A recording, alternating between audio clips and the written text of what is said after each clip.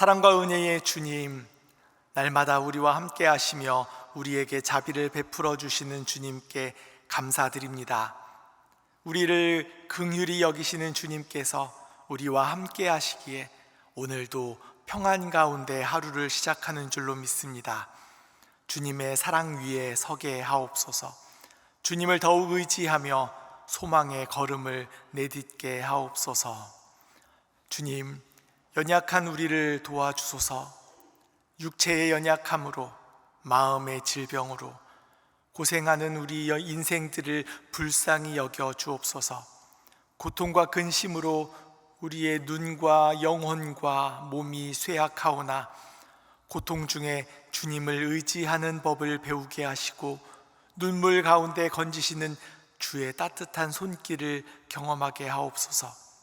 우리의 부르짖는 소리를 들으사 응답하여 주시는 주님을 만나게 하시고 주님의 도우심과 치유를 경험한 자로서 우리와 같은 아픔을 가진 사람들, 눈물을 흘리며 신음하고 있는 이들을 찾아 그 무거운 짐을 함께 나누어 지게 하옵소서. 주님의 사랑과 위로하심, 주님의 구원을 전하는 사람들이 되게 하옵소서.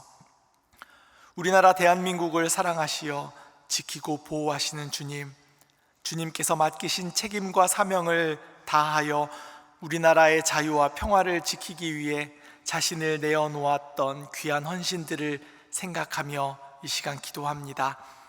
그들을 통해 우리나라를 지키시고 의인들을 세워 이 나라를 보호하신 줄 믿습니다. 그 귀한 희생을 잊지 않고 감사하며 더욱 나라 사랑하는 마음을 고이 간직할 수 있도록 도와주시옵소서. 우리 하나님의 영광이 임하는 나라, 주님의 나라로 든든히 서도록 우리나라를 지켜 주옵소서. 특별히 우리나라의 안보를 주님께 의탁드립니다. 열강의 틈바구니 속에서 이리저리 휩쓸리지 않도록 지켜 주옵소서. 나라와 나라, 사람의 손에 우리를 내버려 두지 마시고 온전히 주님의 손으로 꼭 붙들어 주옵소서. 각 나라와의 관계를 견고하게 하사 어려운 경제 상황을 잘 풀어가게 하시고 북한과의 관계 가운데에는 지혜롭게 평화 통일의 길을 찾게 하여 주옵소서. 이 땅에 다시는 비극이 일어나는 일이 없도록 우리 주님께서 지켜 보호하여 주옵소서. 큰 홍수로 고통받고 있는 나라가 있습니다. 나이지리아 가운데 은혜를 베풀어 주옵소서. 기록적인 홍수로 수많은 사상자가 발생하고 실종된 가운데 집도 잃고 기반시설이 무너진 상황으로 복구의 엄두도 내지 못하고 있다고 합니다. 기후변화의 책임을 모두가 나누어진다는 마음으로 이 땅을 향한 기도와 도움의 손길이 온 세계로부터 이어지게 하옵소서. 수단 북부에서는 여전히 내전으로 인해 고통의 소리가 들려오고 있습니다. 심지어는 지원을 위한 호송대가 공격을 받는 일까지 벌어졌다고 합니다. 주님, 긴급 식량과 의료 물품 전달까지 가로막힌다면 이 연약한 사람들이 의탁할 곳이 어디에 있겠습니까? 도움이 전해질 수 있도록 길을 열어주시고 전쟁으로 피폐한 땅에 평화의 소식이 울려 퍼질 수 있도록 주님의 자비와 은혜를 내려 주옵소서. 주님, 이 시간 우리 소망교회를 위해 기도합니다. 내일 주일 예배 가운데 함께하여 주옵소서. 모든 예배의 처소들마다 드려지는 그 예배 가운데 함께하사 우리의 예배를 기쁘게 받아 주옵소서. 특별히 내일은 성령 강림 주일, 거룩하신 주의 영을 불과 같이 내려주셔서 모든 사람들로 하여금 성령으로 충만하게 하옵소서. 그 마가의 다락방에 임하였던 성령의 역사가 우리 가운데 뜨겁게 임하는 것을 경험하게 하옵소서. 주의 영으로 충만하게 하사 온 교회의 복음의 역사, 구원의 역사가 불일 듯 일어나게 하옵소서. 내일 4부와 5부 예배 가운데 있을 아동 세례식을 은혜로 인도하여 주시길 원합니다. 하나님을 사랑하는 마음으로 드리는 우리 아이들의 귀한 믿음의 고백을 기쁘게 받아 주옵소서. 하나님의 나라가 아이들의 것이다 라고 말씀하셨사오니 우리 아이들이 자라며 하나님의 은총을 날마다 경험하게 하시고 평생 동안 주님을 떠나지 않도록 하나님을 사랑하며 하나님의 영광을 위해 살아갈 수 있도록 주님의 손으로 꼭 붙들어 주옵소서. 생명의 말씀으로 주님의 양들을 날마다 먹이시는 김경진 담임 목사님을 위해 기도합니다. 주님께서 맡겨주신 귀한 사명 잘 감당할 수 있도록 항상 도와주옵소서. 영육을 강건하게 하시고 지혜와 분별력을 더하여 주옵소서. 주님의 선하신 뜻대로 교회를 잘 이끌게 하시고 말씀의 능력을 주시어 살아계신 하나님의 뜻을 밝히 전하게 하옵소서. 주님의 성령으로 충만하게 하사 주님을 더욱 사랑하게 하시고 주님께서 맡겨주신 양들을 사랑하며 잘 목회할 수 있도록 붙들어 주옵소서. 이를 위하여 함께 돕는 교역자들과 모든 성도들의 마음을 하나로 모아주시고 우리 소망교회가 하나님의 뜻을 이 땅 가운데 이루며 복음의 생명으로 세상을 아름답게 하는 성령의 교회로 든든히 서게 하옵소서. 이제 오늘의 말씀을 사모하며 주님 앞으로 나아갑니다. 우리에게 주시는 생명의 말씀 가운데 우리 주님의 뜻과 마음을 우리에게 허락하여 주시옵소서. 예수 그리스도 이름으로 기도드립니다. 아멘.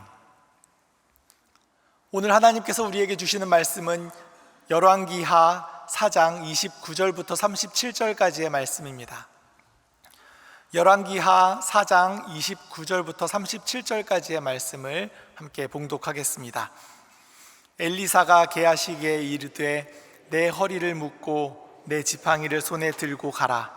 사람을 만나거든 인사하지 말며 사람이 내게 인사할지라도 대답하지 말고 내 지팡이를 그 아이 얼굴에 놓으라 하는지라.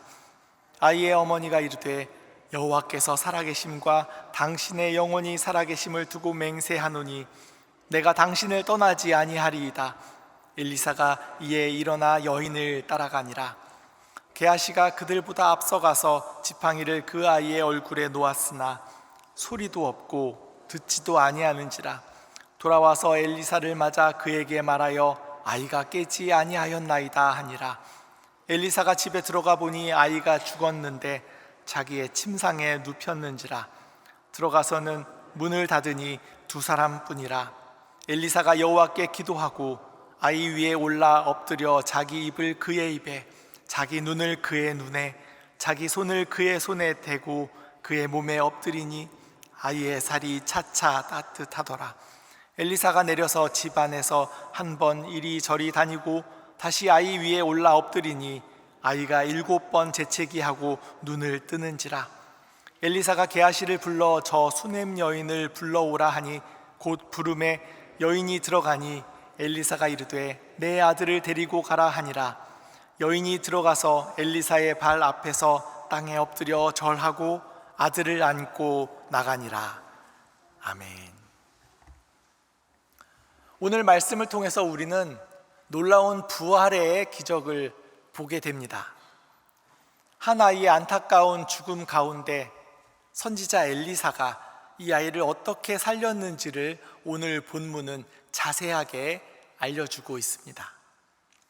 죽은 아이는 이 수넴 여인이라는 여인의 아들입니다. 수넴 여인은 선지자 엘리사가 수넴 지역을 지날 때마다 자신의 집으로 선지자를 영접하여서 잘 대접하였던 여인입니다. 그래서 이 선지 활동을 열심히 후원하고 도왔던 여인입니다. 여인에게는 아들이 없었는데 그 아들이 없었던 여인을 위해 엘리사가 구하여 얻게 해준 하나뿐인 귀한 아들이었습니다. 그런데 그 아들이 잘 자라는가 싶었는데 어느 날 갑자기 죽게 되었고 여인은 갈멜산까지 엘리사를 찾아왔던 것입니다. 엘리사에게 도움을 구하기 위해서입니다. 먼저 엘리사는 시종인 게하시를 명하여 대신 보내려고 하였습니다. 우리 4장 29절 말씀을 함께 읽겠습니다. 엘리사가 게하시에게 이르되 내 허리를 묶고 내 지팡이를 손에 들고 가라. 사람을 만나거든 인사하지 말며 사람이 내게 인사할지라도 대답하지 말고 내 지팡이를 그 아이 얼굴에 놓으라 하는지라. 여기서 선지자가 자신의 지팡이를 시종에게 맡기고 있습니다. 자신의 지팡이를 맡긴다라는 것에는 특별한 의미가 있습니다. 바로 이 지팡이에는 권위가 담겨 있기 때문입니다. 지팡이는 선지자의 권위이자 하나님의 능력이고 하나님의 능력을 나타내는 이적의 표징입니다. 그래서 하나님께서는 그 하나님의 역사를 일으키실 때, 또 이적을 일으키실 때 이 지팡이를 도구로 사용하시는 것을 보게 됩니다. 지팡이의 능력하면은 우리는 누구를 떠올릴 수 있겠습니까? 바로 모세입니다. 모세가 행했던 놀라운 기적들에는 항상 지팡이가 있었습니다. 지팡이가 선지자의 손에 들렸을 때에도 이런 놀라운 일들이 일어나게 되는 것입니다. 하나님께서는 그 지팡이를 통해 역사하십니다. 그래서 출애굽기에서는 그 지팡이를 모세의 지팡이라고 하지 않고 하나님의 지팡이라고 부르기도 하였습니다. 찾아보니 성경에서 자기의 지팡이를 다른 사람에게 이렇게 넘겨주는 경우가 거의 없습니다. 오늘 본문 외에 딱 한 군데 나오는 부분이 있습니다. 이때는 지팡이가 담보로 사용됩니다. 야곱의 아들 유다가 자기의 며느리인 다말을 모르고 동침하는 일이 있었는데 그 여인이 이제 다말인지 알지 못하고 대가를 지불하기 위해서 마침 수중에 돈이 없어서 인장과 끈과 지팡이를 담보로 맡기는 내용이 나옵니다. 여기서도 지팡이가 담보물로 사용될 수 있다는 것을 볼 수 있습니다. 마찬가지로 지팡이는 이 지팡이의 주인을 증명하는 것입니다. 지금 본문에서 엘리사는 자신의 지팡이를 시종 게하시에게 맡기고 있습니다. 지팡이를 들려보낼 때 엘리사가 이를 보증한다라는 뜻입니다. 그리고 엘리사가 직접 가는 것과 똑같은 권위가 있고 능력이 있을 것이다라는 것입니다. 위임장을 써준 것과 마찬가지인 것입니다. 그런데 여기에는 한 가지 또 다른 의미가 있습니다. 그것은 바로 엘리사의 믿음이 어떠한 믿음이었는가를 볼 수 있다는 점입니다. 엘리사는 우리가 잘 알듯이 놀라운 능력을 행하였던 선지자입니다. 위대한 선지자입니다. 하지만 여기서 알 수 있는 것은 엘리사는 자신의 능력이 자신에게 있는 것이 아니라 하나님께 있다라는 그 믿음의 고백이 여기에 담겨 있는 것입니다. 모세의 지팡이를 다시 생각해 보겠습니다. 모세의 지팡이를 통해 이집트에 재앙을 내리게 하시고 그 지팡이를 통해 홍해를 가르셨으며 그 지팡이를 통해 바위에서 물을 내셨던 분은 바로 모세가 아니라 하나님이셨습니다. 마찬가지로 엘리사가 자기에게 무슨 힘과 능력이 있어서가 아니다라는 겁니다. 지팡이를 통해서 하나님이 역사하실 것이다라는 그 믿음으로 지팡이를 게하시의 손에 들려보낸 것입니다. 이 수넴 여인이 게하시를 보내겠다 하는 그 엘리사에게 이렇게 답을 합니다. 우리 4장 30절 말씀을 함께 읽겠습니다. 아이의 어머니가 이르되 여호와께서 살아계심과 당신의 영혼이 살아계심을 두고 맹세하노니 내가 당신을 떠나지 아니하리이다. 엘리사가 이에 일어나 여인을 따라가니라. 여인은 지팡이만으로 안 된다고 생각했던 모양입니다. 그래서 엘리사가 직접 자기 집에 와서 죽은 아이를 만나고 또 그렇게 해야지만 살릴 수 있다라고 생각했던 모양입니다. 엘리사는 그 여인의 간청을 듣고 여인을 따라 나섭니다. 31절 말씀 함께 읽겠습니다. 게하시가 그들보다 앞서가서 지팡이를 그 아이의 얼굴에 놓았으나 소리도 없고 듣지도 아니하는지라. 돌아와서 엘리사를 맞아 그에게 말하여 아이가 깨지 아니하였나이다 하니라. 여인이 엘리사에게 간청하여 엘리사가 직접 오도록 하기를 잘하였습니다. 왜냐하면 먼저 출발했던 게하시를 통해서는 아무 일도 일어나지 않았기 때문입니다. 엘리사는 집에 도착해서 게하시는 먼저 집에 도착해서 엘리사가 명한 대로 지팡이를 아이 얼굴에 놓았습니다. 그런데 게하시의 말처럼 아무 일도 일어나지 않았습니다. 분명 게하시는 엘리사가 명한 대로 하였습니다. 그런데 왜 아무 일도 일어나지 않은 것입니까? 지팡이에 분명 능력이 나타날 것이라고, 지팡이를 통해서 하나님이 역사하실 거라고 분명 믿었는데 아무 일도 일어나지 않은 것입니다. 선지자가 틀린 것입니까? 하나님이 능력이 없으신 것입니까? 성경에는 왜 아무런 역사가 일어나지 않고 치유가 일어나지 않았는지에 대해서는 설명하지 않고 있습니다. 하지만 이 유대 랍비들의 해석 가운데 보면 그 원인이 게하시에게 있었다라고 보는 사람들이 많이 있습니다. 게하시에게 믿음이 없었다, 게하시의 불신앙 때문이다 라는 겁니다. 그러니까 아니 선생님이 가지 않고 선지자께서 가지 않고 내가 간들 무슨 일이 있겠는가라는 것이죠. 지팡이 하나 얼굴에 놓는다고 죽었던 아이가 어떻게 살아날 수 있겠는가라는 것입니다. 또 다른 해석도 있습니다. 게하시가 이 엘리사의 명령을 받아서 나왔는데 무슨 명령을 받았었습니까? 길에서 만나는 사람들과 아무런 말도 하지 말라라는 지시를 받았습니다. 분명 게하시는 가는 길에 사람들을 만나도 인사도 하지 말고 대답도 하지 말아야 할 터인데 그 명령을 제대로 지키지 않은 것입니다. 가는 길에 만나는 사람들마다 다 인사하면서 자신이 엘리사로부터 지팡이를 받았다고 그것을 자랑하였을지도 모르겠습니다. 내가 이 지팡이로 죽은 아이를 살리러 간다는 둥, 엘리사 선지자가 이 지팡이를 나에게 맡겼다라고 하면서 그렇게 자랑하고 이를 떠벌리고 갔었다라고 생각할 수 있는 겁니다.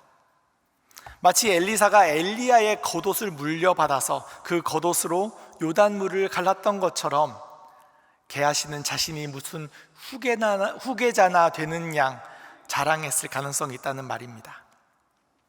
뒤에 나오는 내용이긴 하지만 뒤에 이제 나아만 장군이 와서 고침을 받는 일이 있습니다. 그때 이 게하시의 인물됨을 알 수 있게 되는데, 고침을 받은 나아만으로부터 대가의 물건을 받지 말라고 엘리사가 명하였지만 게하시는 그것을 몰래 받아서 감추고 거짓말까지 하는 것을 보게 됩니다. 그렇다면 이해가 되지 않겠습니까? 여인이 지팡이만으로 안 된다고, 엘리사 선지자께서 직접 집으로 와야 된다고 간청했던 것은 이 게하시가 어떤 사람인지를 알고 있었기 때문이 아닐까 하는 생각도 해볼 수 있겠습니다. 이제 엘리사와 수넴 여인이 집에 도착했습니다. 우리 32절 말씀을 함께 읽겠습니다. 엘리사가 집에 들어가 보니 아이가 죽었는데 자기의 침상에 눕혔는지라.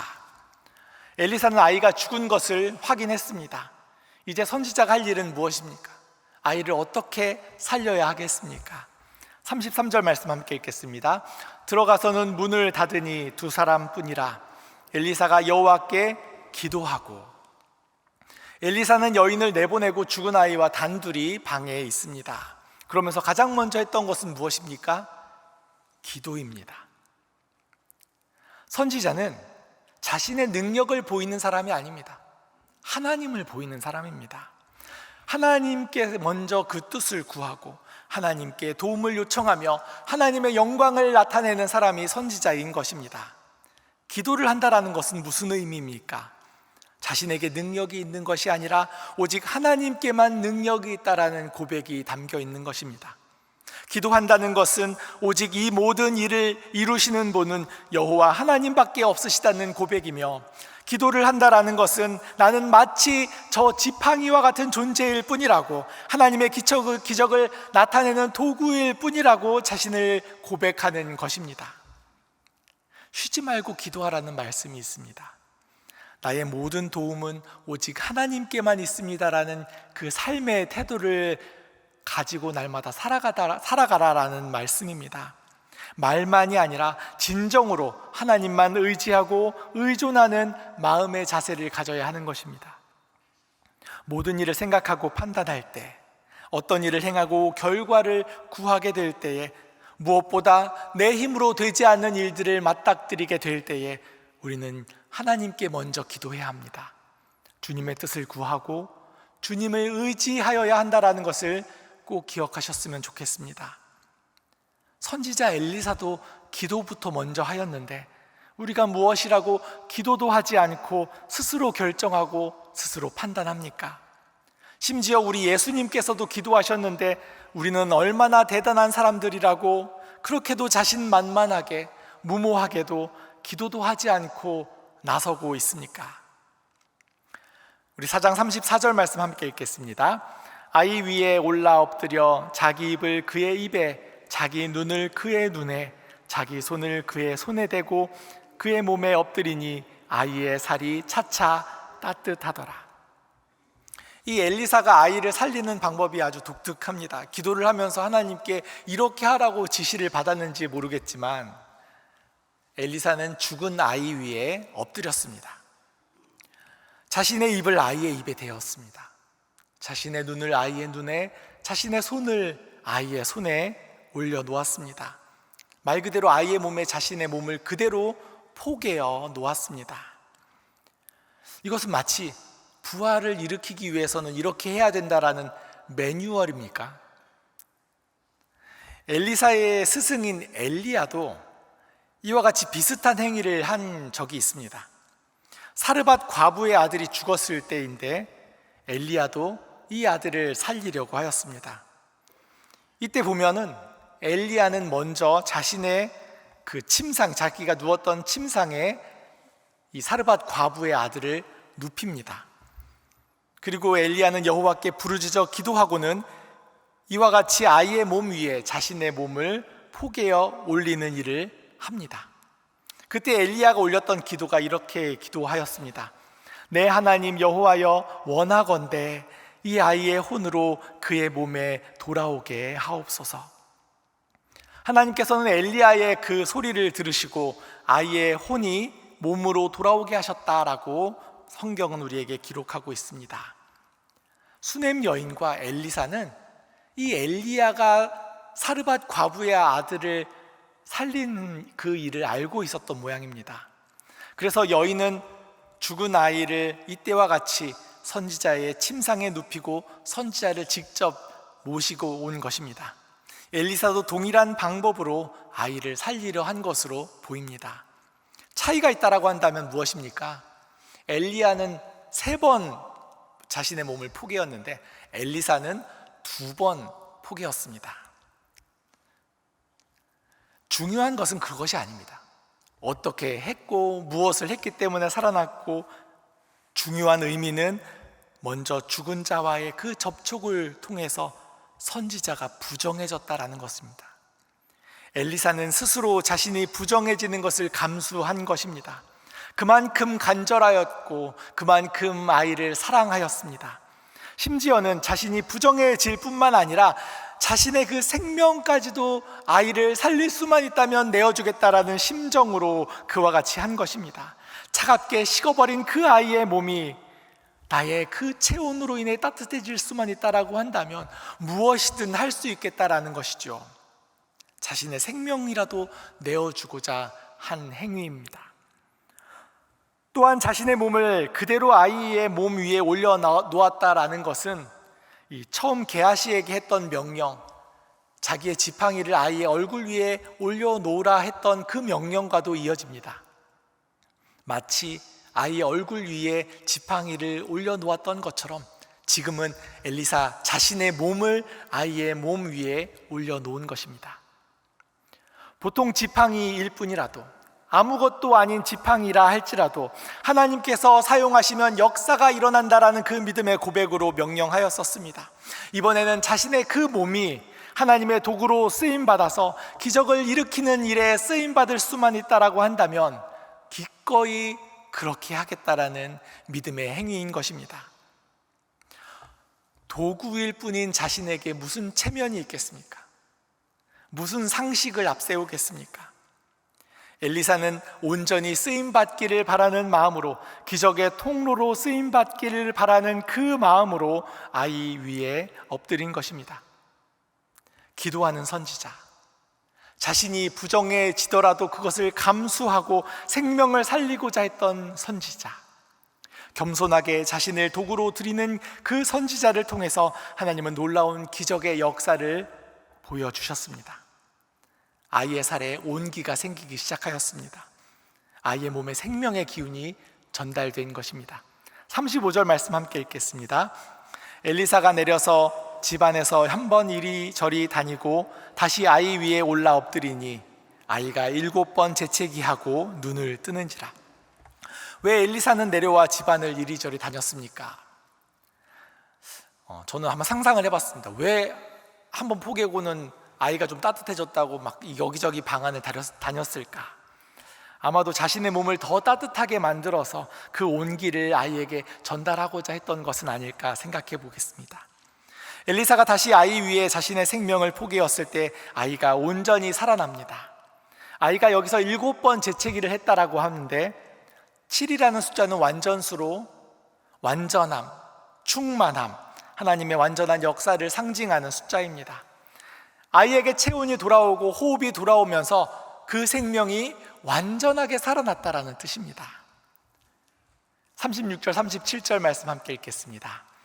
엘리사가 게하시를 불러 저 수넴 여인을 불러오라 하니 곧 부름에 여인이 들어가니 엘리사가 이르되 내 아들을 데리고 가라 하니라. 여인이 들어가서 엘리사의 발 앞에서 땅에 엎드려 절하고 아들을 안고 나가니라. 아멘. 오늘 말씀을 통해 우리가 기억해야 될 것이 있습니다. 먼저는 이 사건은 우리 구주 예수님을 예표하는 사건입니다. 우리를 살리시고 영원한 생명을 주시기 위해 예수님께서 자신의 생명을 이처럼 나누어 주셨습니다. 주께서 그 손과 그 몸을 우리 가운데 포개어 주셔서 자신의 모든 생명을 아낌없이 내어 주셨기에 죽을 수밖에 없었던 우리가 살아났다라는 것을 꼭 기억하셨으면 좋겠습니다. 우리 주님께서 우리 죽음의 저주를 대신 끌어안아 주셨습니다. 모두 떠안아 주셨기에 우리가 구원받고 영원한 생명을 얻었음을 기억하시기 바랍니다. 또한 눈여겨볼 부분은 자신을 온전히 도구로 내어드린 그 사람 위에 하나님의 역사가 임하였다라는 점입니다. 기도하는 한 사람, 자신을 희생하는 사람, 겸손하게 하나님께 쓰임받는 사람을 통해 하나님은 일하십니다. 하나님께서 선지자 한 사람을 도구로 삼아 귀한 영혼을, 그 죽었던 아이를 살리셨던 것처럼 우리도 하나님의 도구로 쓰임받게 될 때에 누군가를 살리는 도구가 될 것입니다. 우리가 함께 불렀던 주의 보혈 능력이 또다, 주의 피 미두오 했던 그 찬양처럼 주님의 그 보혈이 흘러간다면 어떠한 사람이라도 살아나게 될 줄로 믿습니다. 주님의 보혈이 흘러가는 통로로 쓰임받는 우리 모두가 되기를 간절히 소망합니다. 함께 기도하겠습니다. 하늘에 계신 우리 아버지, 아버지의 이름을 거룩하게 하시며 아버지의 나라가 오게 하시며 아버지의 뜻이 하늘에서와 같이 땅에서도 이루어지게 하소서. 오늘 우리에게 일용할 양식을 주시고 우리가 우리에게 잘못한 사람을 용서하여 준 것 같이 우리 죄를 용서하여 주시고 우리를 시험에 빠지지 않게 하시고 악에서 구하소서. 나라와 권능과 영광이 영원히 아버지의 것입니다. 아멘.